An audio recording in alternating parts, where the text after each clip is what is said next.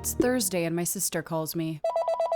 Amandine, Nana's getting scammed. So we get on a three-way call with my mom. You called. Bonjour. Hold on. I ran out of scones, and then I ran out of, Dad eats like there's no tomorrow. I ran out of cereal, and then I do scones for me. He doesn't do scones, but I do scones. Mom, what happened with Nana? I was calling her because we were supposed to go to Nolan's graduation. And she says, well, I don't know if I can come because I have a boyfriend now. And I was like, wait a minute. What do you mean he's 55? Yes, Veronique, he's 55 and good looking. I said, Mom, stop it right there. How did you meet him? Where did you meet him? I met him on the internet. So my sister and I get to work. I looked at her followers because she doesn't have that many. And I was like, because she said 55, so I picked out everyone who looked relatively in that age range. Okay, so I found 3 options. Bernhardt, Diego, and Michael Page.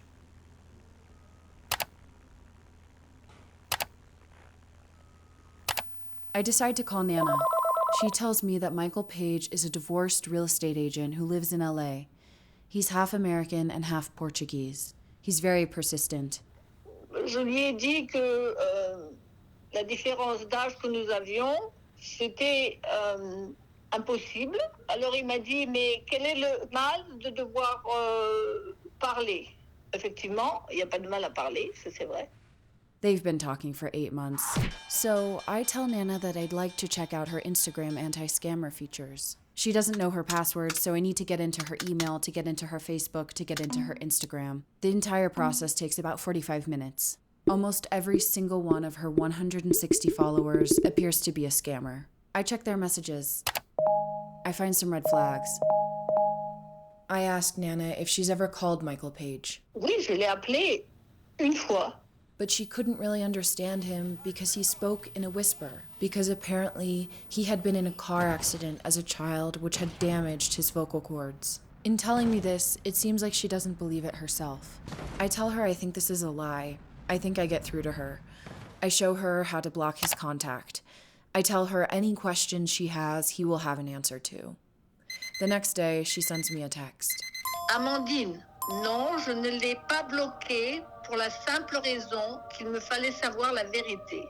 Juste parce que nous avions une différence d'âge qui n'est pas la norme, que cela veut dire qu'il va m'assassiner ou qu'il en a après mon argent.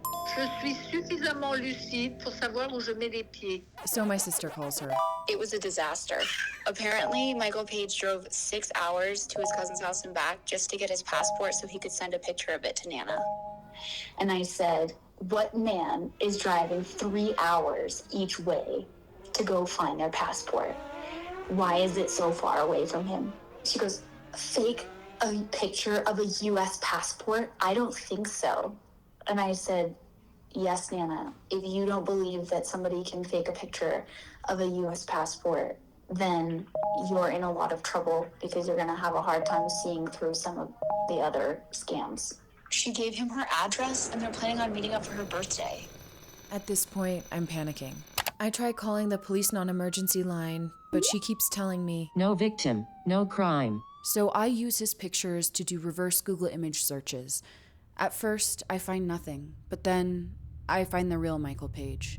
Michael Page is not a divorced, half American and half Portuguese father of 2, living in Los Angeles, working in the real estate business. The part that she sees, that is the stolen identity of a gay leather daddy living in Palm Springs. The part that she texts, that person is a mystery, out there somewhere. C'était bien de pouvoir parler à quelqu'un qui avait envie de te parler. Tu sais, parler, c'est important quand tu es tout seul. Moi, j'ai beaucoup d'amis, mais ce ne sont pas des amis intimes. Tu vois ce que je veux dire? Je veux dire, il y a une part de moi qui aimerait bien flirter. Ça, c'est vrai, je dois pas le nier. Parce qu'il y a une part de moi qui n'a jamais été assouvie. J'ai été mariée 2 fois. J'ai eu quelques amants. Ça n'a jamais été... Je veux dire, je n'ai jamais été le centre de leur attention. Tu vois ce que je veux dire? Et je me suis dit que peut-être une fois avant de mourir, peut-être que j'aurais encore une chance d'attirer quelqu'un. C'est pas, je veux dire, c'est pas... Et tu penses quoi là, de l'amour?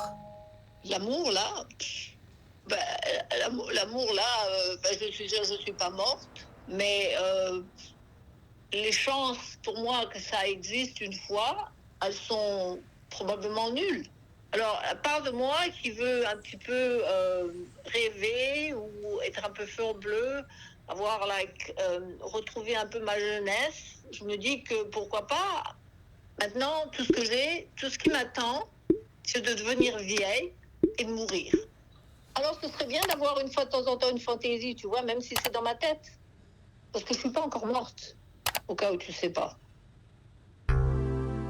When I was in 6th grade, my friend and I had a joint boyfriend on a free online RPG game called RuneScape. We mainly walked around the game and chatted after school. Eventually, it escalated and we got his number. When we finally worked up the courage to call, none of us said anything on the phone. The only thing we asked was, "Can you say coffee?" Coffee, Because he had a Boston accent. coffee, coffee, coffee, coffee, coffee, coffee. I didn't know much else about the guy, but it felt exciting to be liked.